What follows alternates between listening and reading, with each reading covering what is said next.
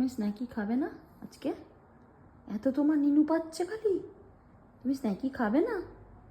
হ্যাঁ কি গো, তুমি স্ন্যাকও খাবে না? কি গো, এত নিনু পাচ্ছে কেন?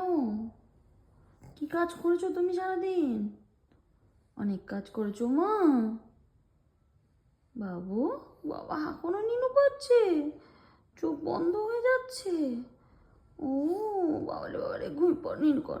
স্ন্যাকি খেতে হবে না তোমাকে। খাবে না তো তুমি স্ন্যাকি? খাবে না তো?